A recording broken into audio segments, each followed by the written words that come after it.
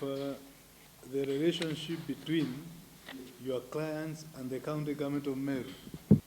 Yes, and that's why I put the right house, the first respondent is right house, the letters, and then the second respondent is the board, and that is... That's Mr. Maranya.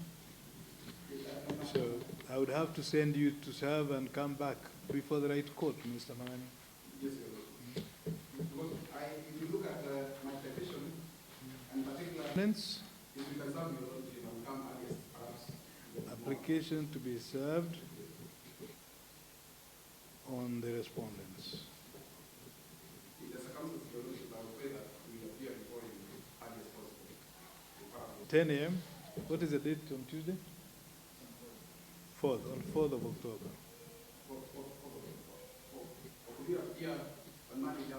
Ms. Kedogo, for the interested party. Ms. Kedogo, for Ms. Rumaras, for the interested party. Who is for the petition? Who is for the petitioner? Yes, Your Lordship. My name is Kamiru. Mr. Kamiru is for the petitioner. The ones who are married should be very careful.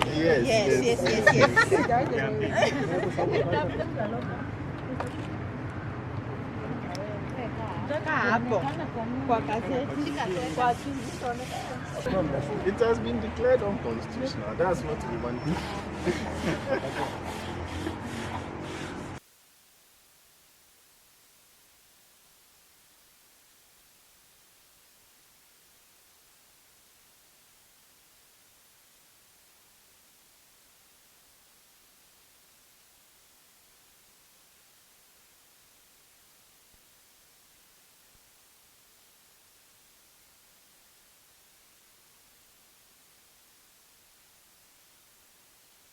The court does not find evidence that evidence has been adduced as to discrimination of women under the customs and practices of the peoples in the areas set out in Section 33 of the Law of Succession Act with regard to inheritance matters relating to the property set out in Section 32 thereof, to warrant any intervention by the court.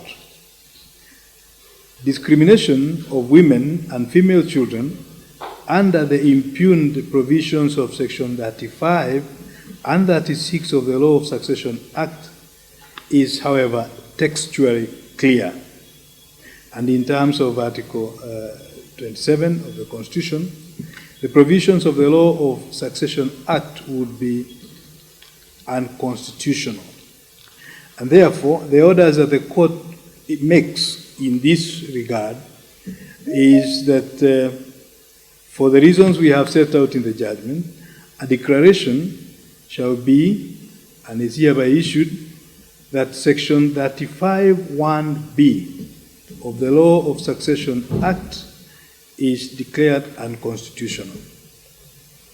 2, a declaration is issued that Section 36(1)(b) of the Law of Succession Act is declared unconstitutional.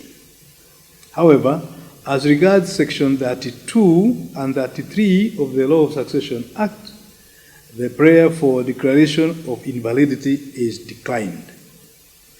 4, the prayers directing the Attorney General to take measures for requisite legislative reforms and to produce quarterly reports on progress thereon are declined. A copy of the judgment herein, however, shall be transmitted to the Office of the Attorney General for information and action as he may deem fitting. There shall be no order as to costs, and that is the order of the court today, the 29th of September, 2022. John Bakbedu, and I'm with my colleagues here from Ripples International. We are in court today because of a constitutional suit that we filed about a couple of months ago.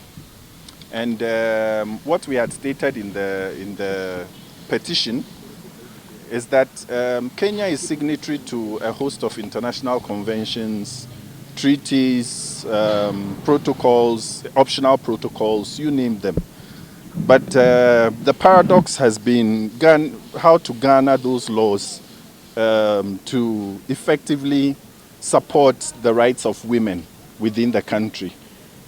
So this particular petition it's a constitutional suit targeting the Secession Act of Kenya, Act 160 of Kenya, and there are certain portions which we found discriminatory.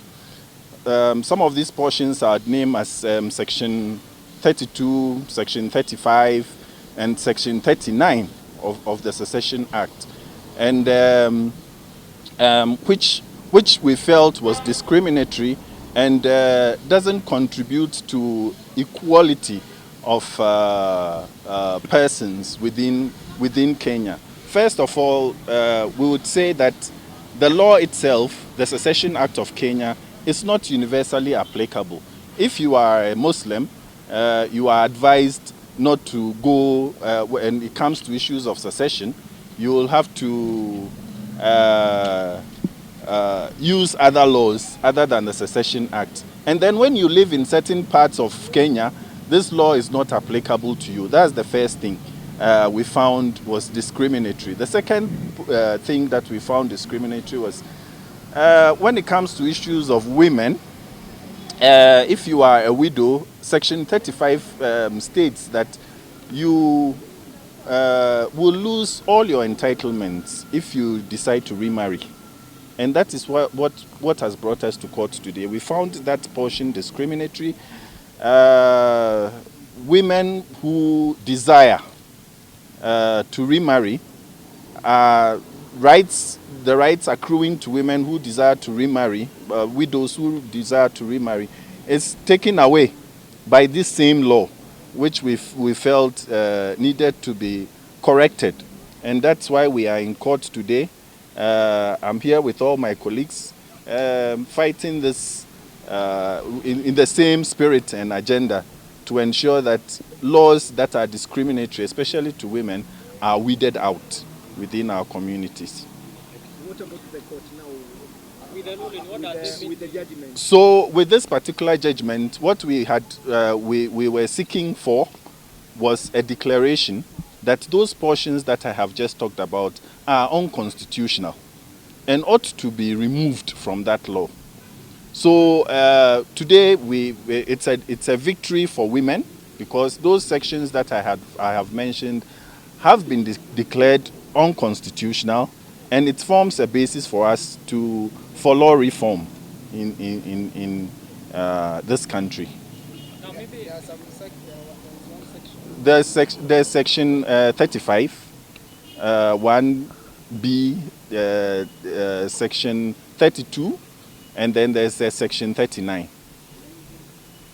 One was not ruled upon, and so you could see that we have brought it to the attention of the court that section has not been ruled upon, and then it is we have that promise that the full judgment, as it comes out, will have that portion included. This forms a basis for law reform within the country, because the drafters of the law must find a reason why they have to change the laws. And this forms a basis for us to change the laws, because it is discriminatory, and it is also, it fosters inequality within the country. Yes, it has been inspired by, the widows within our communities complain a lot, because anytime they want to step out to get married, this part of the law pops up, because the moment they get remarried, it means they are going to lose all property, any capital assets that they might have acquired over the years. So we found out that the women were more happy remaining in consensual unions rather than rather than getting married. So this has been a huge problem for our women. you know. So the law gives if you look at the Marriage Act, it tells you have a right to get married to anybody that you want to. So that is a law which is granting you a right. And then this law comes and takes out that right away from you. So it gives you with the right hand and takes away with the left. And that is what we are trying to read from the laws. And make sure that all these laws are consistent with the international conventions, protocols, treaties, optional protocols that we have.